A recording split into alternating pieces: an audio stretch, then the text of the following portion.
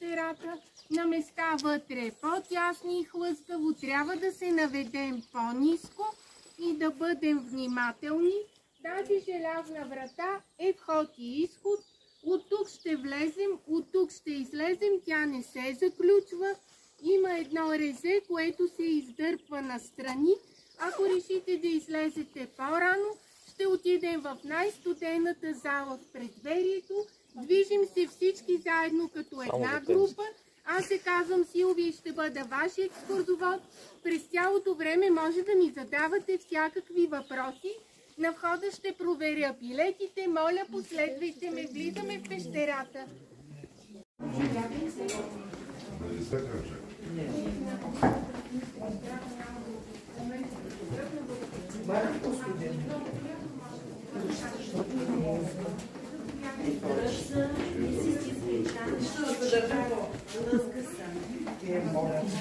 Температурите са отрицателни. В тази зала предверие и в следващата малка зала се образуват ледени сталактити, сталагмити и сталактони, откъдето идва и името на пещерата Леденика. Тя е открита съвсем случайно от овчари, които са хранявали тук вътре мляко и млечни продукти. През 1961 пещерата е електрифицирана за първи път и започва да се посещава. Тя е дълга 320 метра. В нея живеят 3 вида прилепи, които от октомври до април изпадат в хибернация, т.е. спят зимен сън.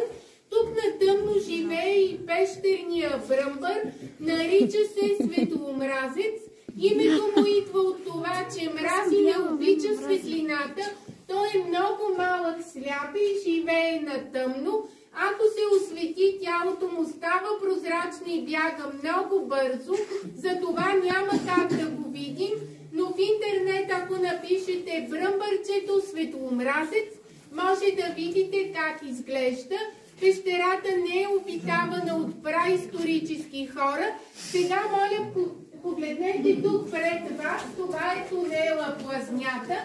Някога този тунел бил много нисък и хората трябвало да се наведат много ниско, буквално да се плъзнат, за да минат под него. Сега и ние с вас ще направим това и отиваме в малката или кръгла зала. Моля, последвайте ме.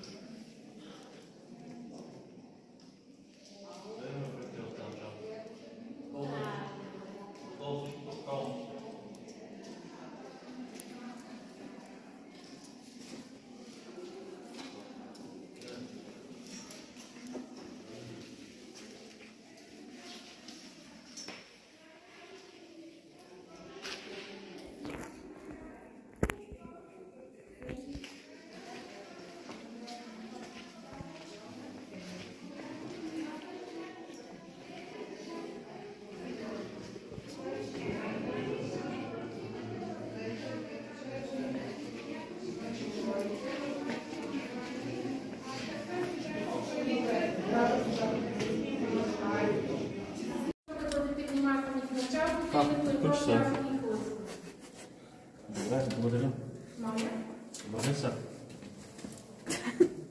Mănânc. Top slim.